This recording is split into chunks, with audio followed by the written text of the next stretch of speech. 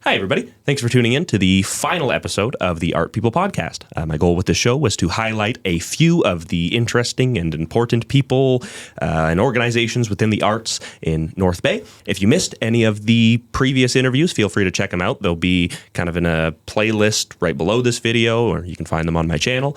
I had a blast interviewing all of these incredible arts people. I think they had a lot of insightful and interesting stuff to say. And our guest today is representing an organization that is very near and dear to my heart. It's the reason that I got involved in the arts in the first place as a child that wasn't interested in much else. And it's a place where many young artists from North Bay kind of got their start and found their passion, whether it be in acting, in music, or in dance, or the production side of theater. And above all, the sense of community that this organization, Dreamcoat, has fostered over the past many years, 25 years, just makes it feel like home. And here we have today one of the most impassioned advocates for youth arts that you will ever hear, Michelina Beam. Hi, Joe. Thank you. Thanks for coming on. How are you feeling? Oh, nervous. It's going to be great. Tell us what Dreamcoat is, for those that might not know. Well, we're a registered charity, and we focus mainly on theater for children by children. So we produce shows during the year, musical theater, for young children. They present it for their families, they present it for their schools, and we focus mainly on young children. Our large production is grade 3 to grade 8, but we do take younger children in our summer program and in our spring show, and definitely in our family show, which we did introduce that also. So it gives families an opportunity to perform on stage together. We've had some shows where we've had 4 generations of people on stage, so that's pretty exciting, and it's lovely for the community. It's super special. Yeah. How did Dreamcoat start? Could you give us a little history lesson on it, the last 25 years? So around 1997, maybe a little bit earlier, some people got together to have a conversation about, some gaps in the arts education in the city.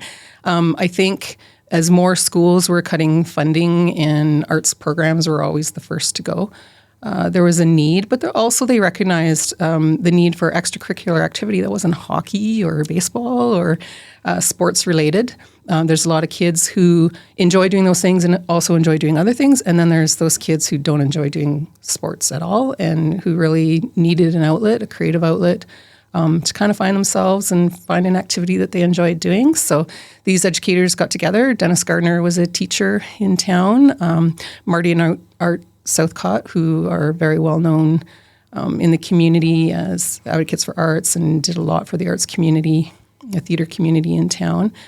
Kathy Hewitt was a trustee with the school board, and Haley Carlson, who became a very dear friend of mine. She started because her daughter was involved, and long after her daughter exited the theater scene, she continued her work with this organization to keep everything going. So, that's how we. And how did you find Dreamcoat? I had a son who I tried to put him into multiple sports, get him on skates, do all the things, because, I loved hockey. And he wasn't having any of it. And so we went to see Jacob Tutu, which was presented at the Capitol Center. Dreamcoat did that in the spring of 2001. And Adrian Shepard-Gwinski was on stage playing this character, and we walked out of the theater, and my son said, I think I could do that. So I called up Dreamcoat to see about auditions, and they were doing Joseph and the Amazing Technicolor Dreamcoat at the time, and casting had already been completed. And so the lovely Haley Carlson said to me on the phone, but we are having another little show called Briar Rose and the Prince. And so we took our kids out to audition for it. And my son was cast in a character called Lost. And the Lost character had to just walk in and out of scenes like he didn't belong to any of the scenes. So he had multiple costume changes. And the staff at the time, Marty Southcott, Darlene LaFerrier, Darlene says, yeah, we don't really have anybody to help Jesse backstage change his costumes. Can you guys help us out? And honestly, that was the last time I think we saw a show from the front of the house. We helped him with his costume changes in that show, and then continued to volunteer for backstage. And I grew to love it so much and just be involved in all aspects of the production. So for me, after that, I started helping as a production assistant, helping Haley. Worked backstage crew for a ton of shows. And then that led me to meet other people who were involved in other productions in town, like through Gateway Theatre Guild, Mustard Seed, Summer Challenge, Toros. And we even ended up traveling a few times as chaperones for Widowfield's The Company when we went to Nebraska and helped out with some of their, the Sears Festival shows. And we just, and over the years, our love of theater has grown, and we continue to just be a part of it. And as you've said, you've done the vast majority of shows, if not all of the shows that you've ever done. 75. Behind the scenes, backstage, or as a crew member, front of house maybe, but never on stage. No. I'm interested in your perspective, because when I see a play, as someone that just loves being the center of attention, right? I'm watching for the acting, and I'm watching for all the pretty scenes and stuff, but I'm watching for the story, and I'm watching for how do you view theater as somebody that is just all of their experience behind the scenes in the production side? Well, if you're to talk about theater in general, I would say how I feel about it, I feel it's necessary. That's just a word that popped into my head. Yeah. It's just necessary. Arts are necessary to our human condition. Theater connects you in so many ways on so many levels. It really deepens your appreciation for other forms of arts too, like language, writing, music, dance, like just everything.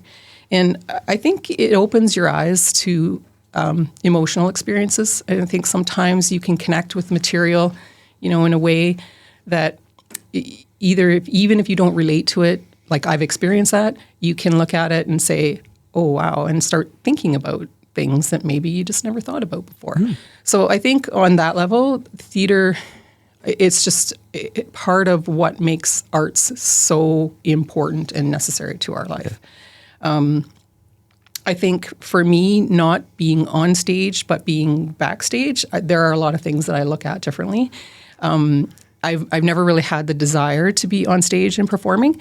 And I think not having that distraction lets me, do you know what I mean though? Like it just lets me observe things You're looking at it like, little bit how do they do that set change? How do they do that? Honestly, we go see shows now professionally, and I'm so curious about what's going on backstage, and especially when you see something really interesting. You're like, I saw Nick Vogel in Cursed Child, Harry Potter. Yes.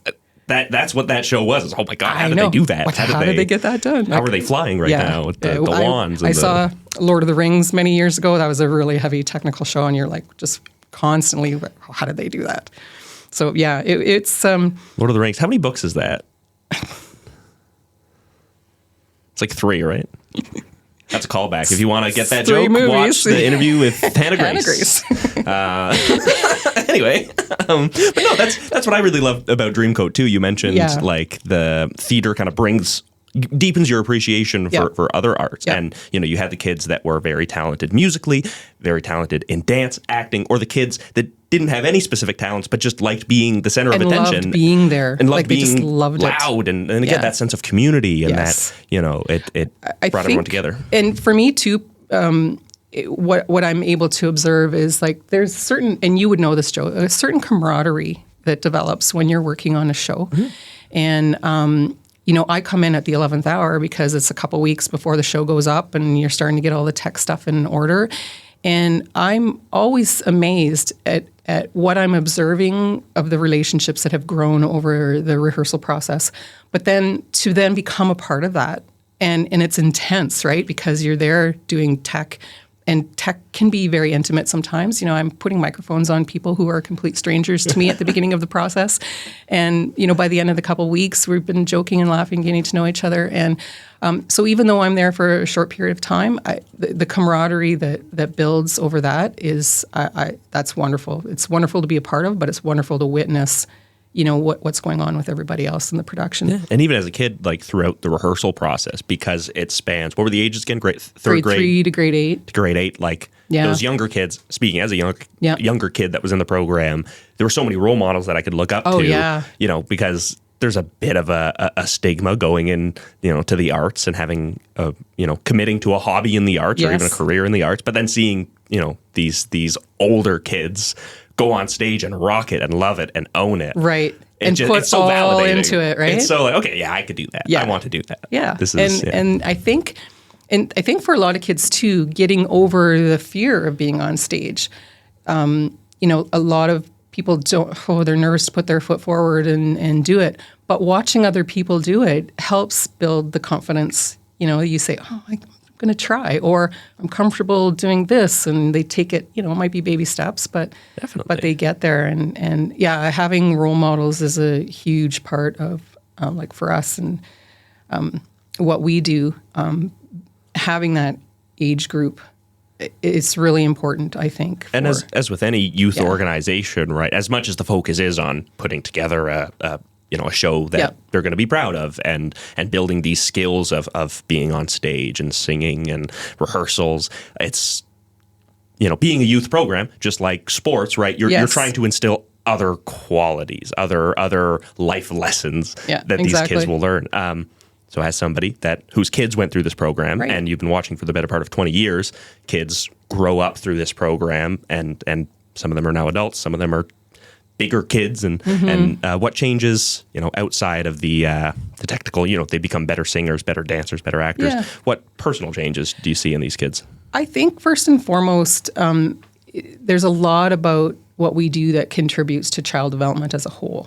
And when you can watch the kids and see their confidence growing, and it grows with the skill building, that's an important part of it, but just the confidence of being able to get up there. Like I get so much feedback from parents who say, my child can now get up in a classroom and make a presentation, or is working better in groups at school. The teachers are noticing these things and they're saying back to the parents that they're noticing these things, and the parents come back to us and say, we've noticed these things. So, I think it's a safe place to explore those new skills. I think the thing about musical theater in particular, especially for young children, I think it's a really nice, easy introduction into the arts because they can go on stage in an ensemble.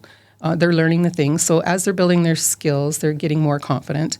But the pressure's not really great, other than getting over that fear. But I think our rehearsal process is long enough. Yeah, definitely. That they get so comfortable learning the songs and the dances that they almost at first don't realize that they're going to be on a stage. And then after, when we were rehearsing it at the Capitol Center, for example, or whether we're doing a small show at another school, by the time they get to the performance part of it, they've worked so hard on the skill and they're there with their friends, and there's just so much of it that it just eases them into it. And I think it's almost like a gentle introduction, and then all the other skill building comes after. And then what direction they go into after that, will depend on their own personal ambition and talent level, obviously. But I think it's a great way to foster that appreciation of the arts at an early age. And I find for a lot of children, even if they don't take an arts path,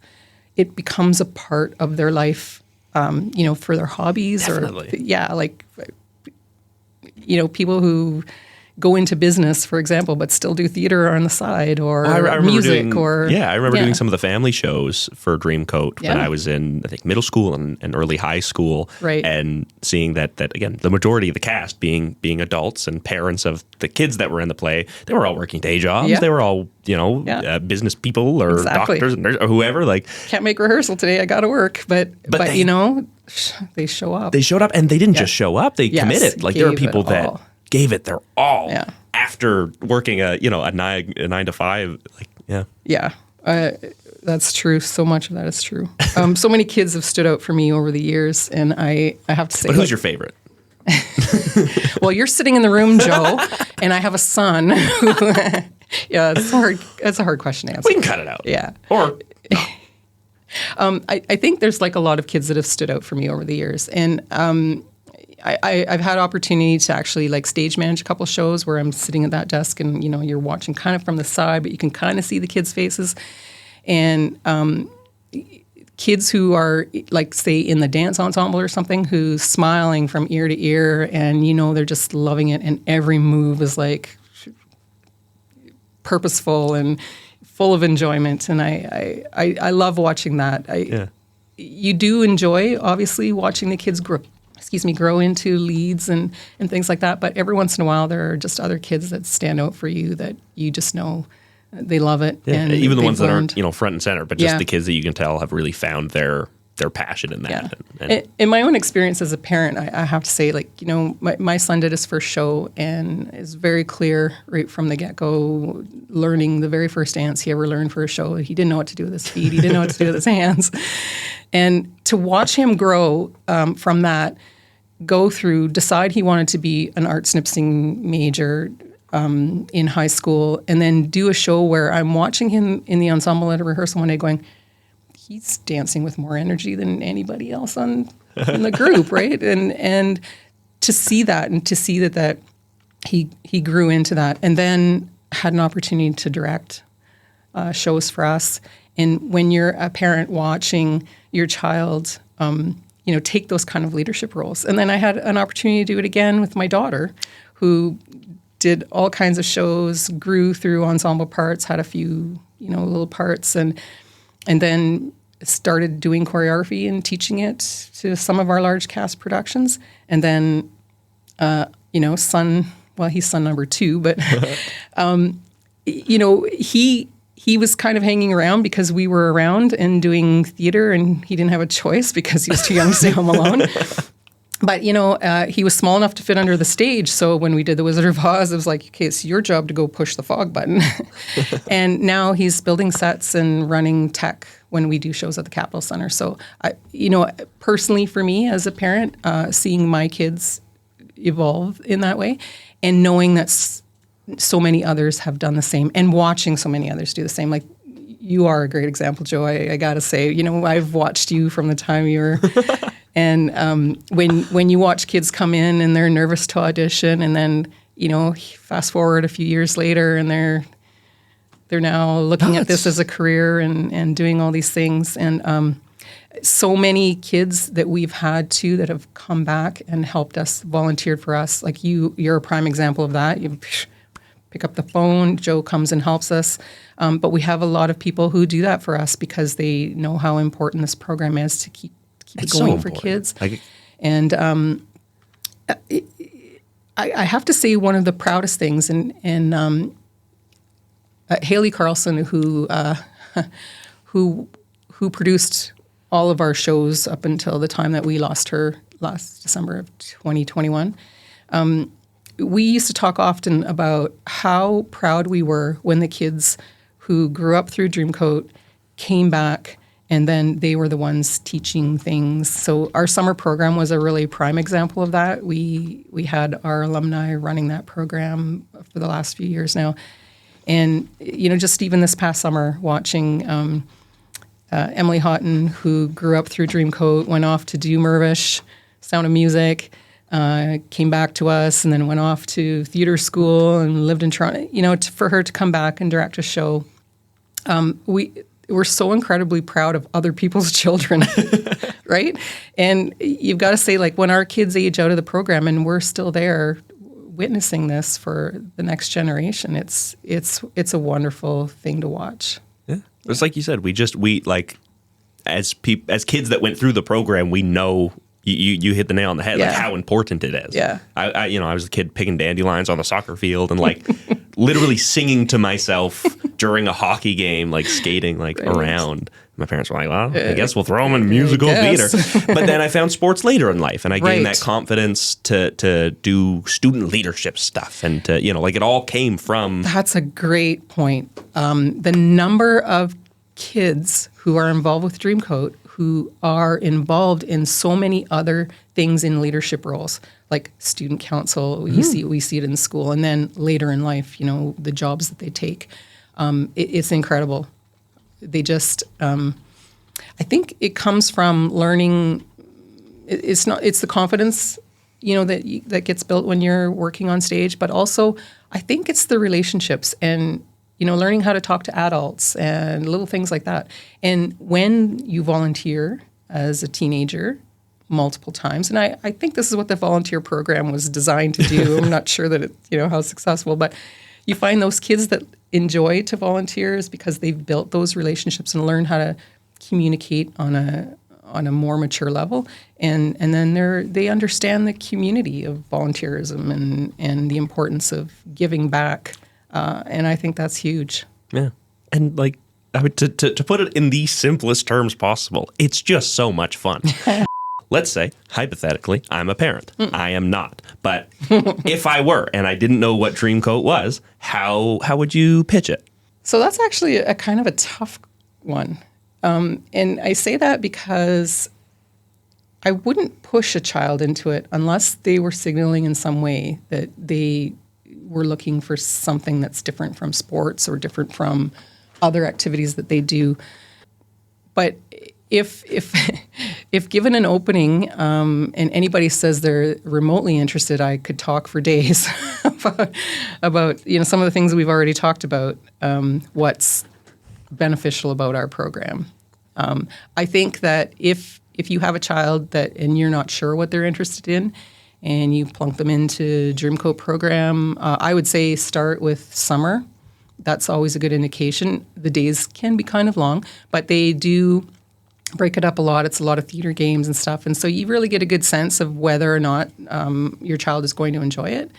And really the growth, our summer program, I think, is one of the things where we see, because it happens so quickly within a week, from start to finish, and then they're doing a little presentation for parents on the Friday, that's the program that we see the most growth in, and we often have kids who come into that program. It's like, they're all set and raring to go for fall, to come and try out for one of the big shows. But that's what I would say. If you think that obviously if your child has shown an interest in music, dancing, whatever, come and try it. But even if they're not sure, yeah. Do it. Do it. Try it out. Your kid needs to go to a summer camp anyway. Right. You can't, yeah. Or cheap they're not old enough babysitting. Exactly. At the very least, you don't have to put up with your kid between the hours Right. of. You'll know really quickly, though, whether they're enjoying it or not. I just have to share, too, one of the things that I love to watch after we're finished a show is we have a little cast party after. And when the kids come to the cast party and spend 3 hours singing constantly all the songs from the show they were just in for months and months. But it's lovely to see they've connected with it, and they've found something that they love to do. And again, it's all about the community and the relationships. So many parents that come to us who are new come at the beginning of the production. And then by the time we're finished show week, and if they volunteered even a tiny little bit and they know the work, they come for load-in, for example, and it's like, what? And they realize the scale that we're working on, and they're like blown away. Yeah. I had no idea. I can't tell you how many times I've heard the words, I had no idea. And you mentioned earlier when we were talking about kind of the history of the program, you mentioned like a gap in arts education and arts, I guess, programs, organizations for youth in North Bay. And I had a question related to that, but it just slipped my mind. But I can edit It's grown, this though. out. Like, if you want to talk about where we are now compared to where we are when we started, I would say the opportunities for children are greater. And I'm curious to know, is it because of what we provided that there's more kids out there wanting dance lessons, wanting music lessons, like that kind of thing? Or has that grown and has made our program something that more kids want to be involved in because they've done these other things? I don't know. You know what's interesting? Chicken egg. yeah. Right. Rob McCubbin, who also I interviewed, and you should check out that one, mentioned in his interview when he did Summer Challenge. He the quote, I think, was something like after rehearsal, they'd go to the beach or they'd go play baseball or they'd go, hang out, before or after rehearsal. Yeah. But nowadays, before or after rehearsal, kids are going to vocal lessons. They're going to dance lessons. They're, I think the difference too, and if you're talking specifically around like that Taurus age, summer challenge age crowd, more kids are working too. True. And that's, I think, a challenge to the bonding experience that used to happen with those programs where the kids just hung around together all summer, right? I think still some of that happens. Especially the earlier age, like early high school. Yeah, and, they go out and they school. do things. But then, I think it's become a thing, I think, for kids of that age where now they're looking at summer jobs and stuff too because they have to go away to school or, whatever the reason. And so I think there's that challenge of it, but also more reason that this provides an outlet for them because school is serious. Having to work to go away to school is serious, but we get to do theater, right? Yeah. So I think that's a wonderful thing. And for us too, we grew from doing a couple of shows a year. We had a period between, I want to say 2007 to 2013 where we were doing 5 shows a year and we did a summer program. We had our Christmas program that was kind of connected through the Arts Nipsing program at Whitfield. And that was a really interesting one because that was very student-driven. They earned co-op credits for being the ones in charge of directing and putting the production together, and we just provided the kids for them to be able to do that. And it was a bit of an outreach program. We used to run that show and just didn't charge admission. It was like a contribution to the food bank and or the Santa Fund or something like that. So we also try to foster that outreach part of theater and community mindfulness, I guess. So yeah, that's something, then COVID came along and a lot of things shut down and we're starting to build back up and look at how do we want to expand what we do and continue on doing what we do. And kind of pivoting to maybe the business side of things. What kind of support and relationships within the community are necessary for a charity, nonprofit program like this? Well, what we found during the lockdown was, our model right now not hugely sustainable because we rely solely on participation fees and ticket revenues to fund our programming. So as long as we're able to do shows, we can continue to do shows. Having a space to do shows has become a challenge, and I think unfortunately it pulls focus from what it is that we want to do, and that's provide the programming, and it puts up a few barriers. But we have a very committed team who recognize that this program is not something that we're willing to let go in any way. The fact that we had after our shutdown 100 kids come out to our information night, that kind of gives you a clue that kids want it. They missed it. Yeah. They missed it. Parents want it, and we need to continue on. So looking for support from the community. We really lucked out this past year because One Kids Place provided a rehearsal venue for us. And that was a great partnership. They care about kids, and we care about kids, and so that was a natural. And then this summer, the Children's Aid Society provided a space for us to run our summer program out of their new community hub. So they were in the middle of construction, which was a lovely challenge, but looking forward to how they're improving that space and how maybe future partnerships might work. Mm-hmm. We, again, have a common goal of looking out for the kids in this community. So, I think just a greater awareness that what we do is important and we are not going to be able to just do it on our own. We have to have people come forward to help, whether it's provide space that's languishing, doing nothing and could be put to use, or, just even helping us figure out what that's going to look like for the future, because for a lot of years we were housed at West Ferris and it was a comfortable and a good partnership and a fantastic space. Mm-hmm. And beautiful theater. Yes. So to find something like that again, or do we find a way to build it?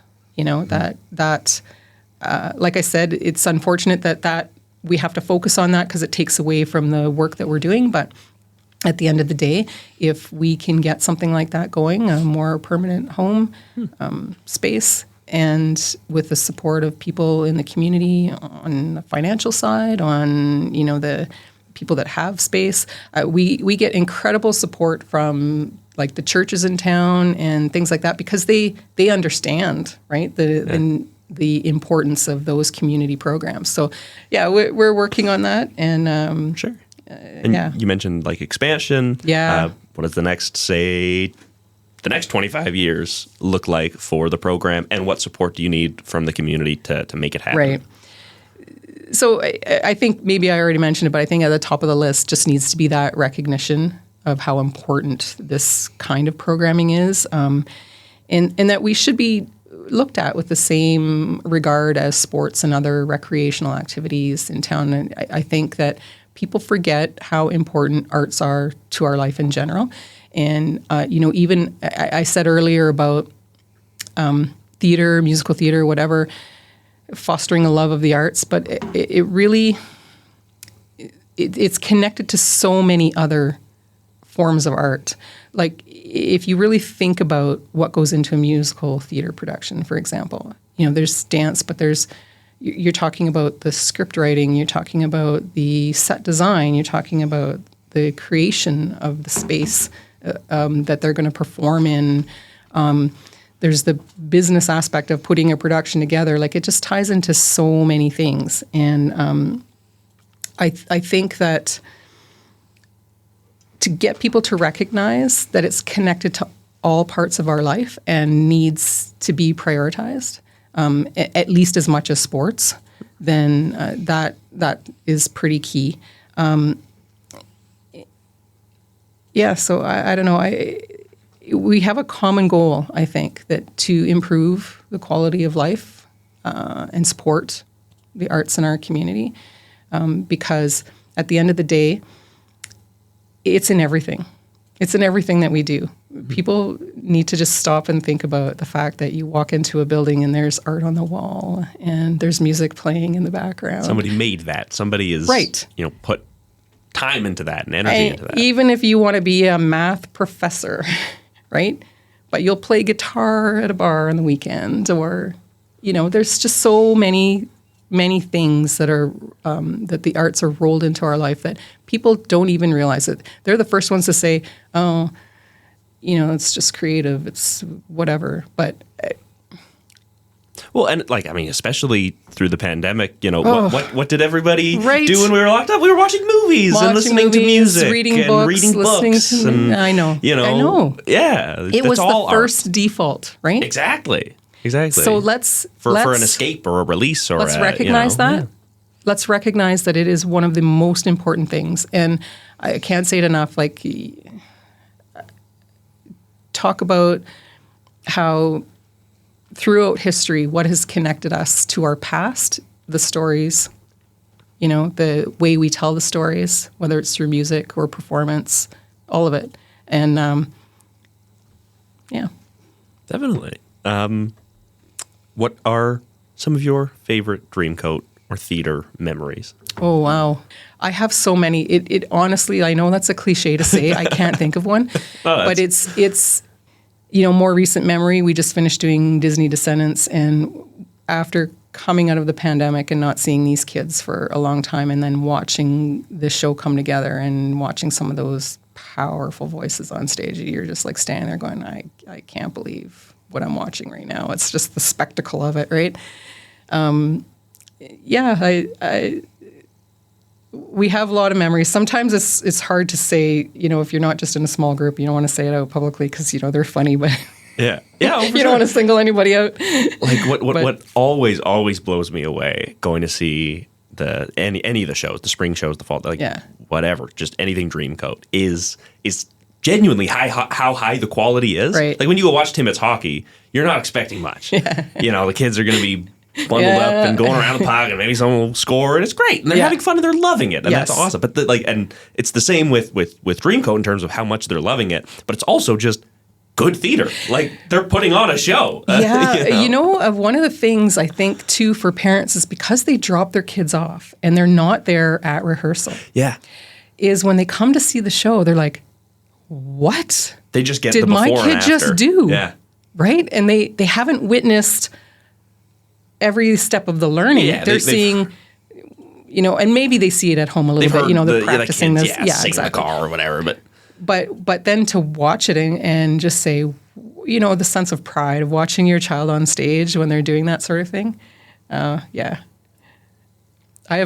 do have a fond memory from Wizard of Oz backstage. That was a crazy show. We had a house backstage, by the way. That was nuts. Because it's in the first whatever scene, and then okay, we don't need any more, but it's like housed backstage, and we're all like crawling around behind it. You know what? I think that was the first Dreamcoat show I ever saw. Now that I think of it, with the legs like sticking out of the house, and I remember that vividly because I remember seeing the legs sticking out of the house. I think with the ruby slippers on, right? And then looking back to my mom, like getting distracted, and looking back, like they're gone. Where did they go? Yeah. How did they do that? Technically, that was a crazy show, and I would not have wanted to be the person calling that. Thank you, Blake, for doing that. But so our son Jackson was pretty little. I don't know if he was 9 years old, maybe during that production. And I think I said earlier he was the only one that fit under the stage to push the fog button. But watching all the adults backstage who are like milling around, waiting to go on stage, and it's crowded back there because, again, we have a house back there. And he's trying to get to his little spot, to push the fog button.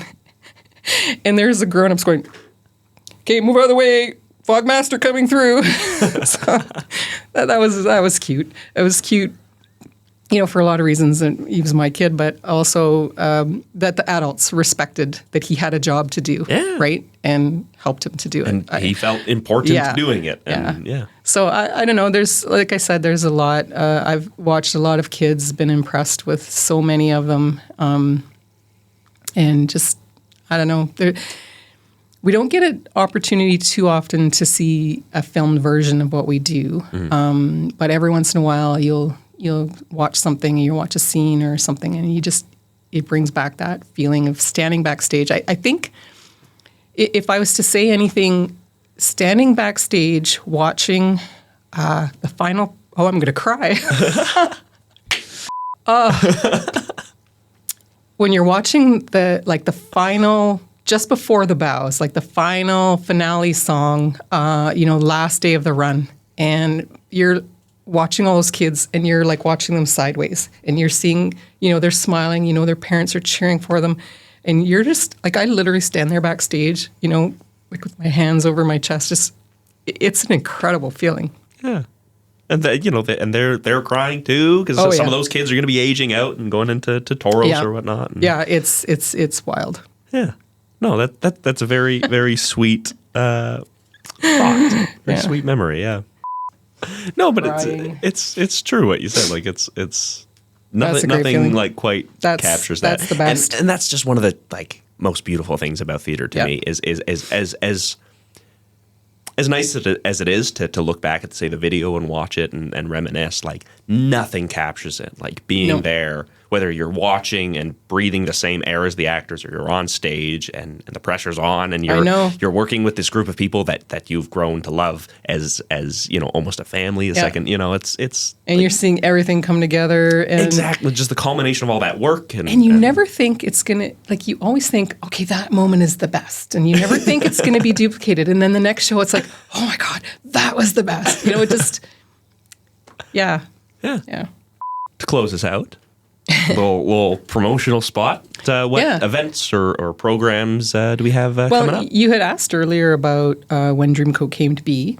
And so we're celebrating our 25 years this year. Yeah. 90 productions in 25 years. That's a lot. That's a lot. That's a lot. But we're very excited that this fall we're going to be presenting Finding Nemo. That's going to be our large cast children's show. And we will have an information night for that kind of mid-September, start rehearsing the end of September. And that's the show that we'll put on at the Capitol Centre in January. And we have 3 public performances, and then we invite all the schools to come. We're also really excited to announce that we're back to our family show format this year. So that show, we'll have an information night in early September. We're doing Matilda. Ooh. Yeah, very excited about that. And that will be presented at the Capitol Centre the end of November, 1st of December. So that's a little bit of a shorter time frame, but it's a family show, so it's open to we used to say ages 6 to 106. So I'm sorry if you're 107, you can't be in our show. You're out. You're too old.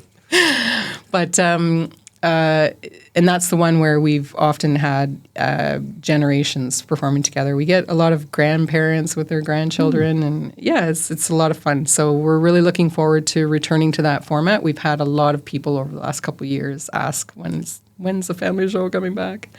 The last one we had done was Elf, and that was a pretty big success for us, a lot of fun. So yeah, I think people they want to be part of something again, and we want to get back to it. Absolutely, we do. And I will be in the audience cheering you on. So when's your on-stage debut? I haven't lost a bet yet.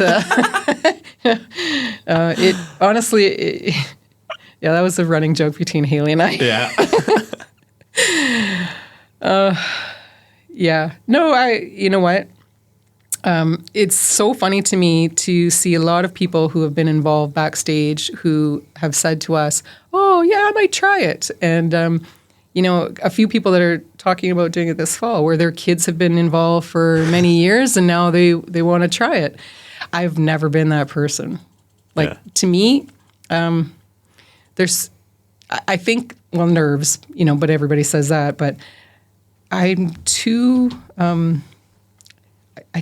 I want to be doing the things backstage to support the production. And I really, really enjoy all of those duties. And so that's what I would prefer to keep doing. I always love seeing the childlike wonder of somebody, later in life, like in adulthood, discovering theater, discovering acting, and that they love it. You can kind of tell, even just watching a performance, you're like, okay, they haven't done this for a long time, but they love it. Right. And I think for my family, well, those of us on the backstage end of things, we've come to love it in that same way, but backstage instead of on stage, right? We came to it very late compared to a lot of people discovering it. And the turn that our life has taken it was drastic and complete. Yeah. Just saying.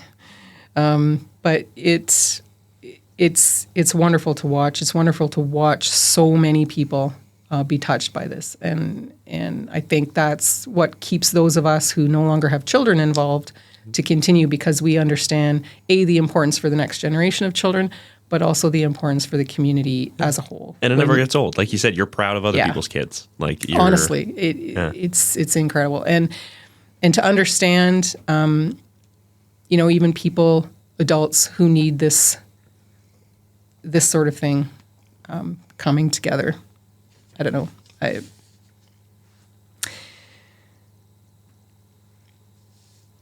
gonna cry again? Yeah, that's all right. I know that for people who are involved in the arts, I'm not saying anything new to them, right? I think where the pitch needs to happen is for people who dismiss it and think, or don't understand the importance. People who are maybe in positions of authority within municipalities and such who can make a difference, know that the little things you do to support make a huge difference. Yeah. And the more people that we can have understanding that and helping with that, the better we're all going to be. And the proof is there. It's on stage. Just come to a show. Absolutely. You'll see how much these kids love it, and how important it is for them. I think I covered everything. Awesome. Well, on that note, we'll wrap it up. Thanks again for tuning in. For those of you that have watched all 5 of these episodes, it's been a pleasure. It's been a pleasure talking to you as well. Same, Joe.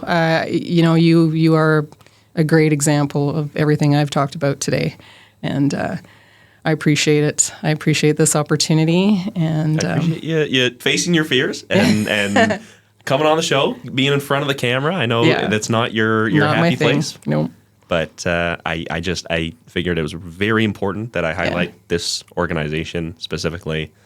Think about for 25 years, the number of kids that would have gone through. We have 100 kids in our show, it's in the fall. And yes, they're doing multiple years, but so many lives would be without this program. 25 years worth of kids growing up through this program and discovering confidence and discovering their love for passion or just friends, making friends they have for the rest of their lives. Yes. Isn't that lovely? Yeah, absolutely.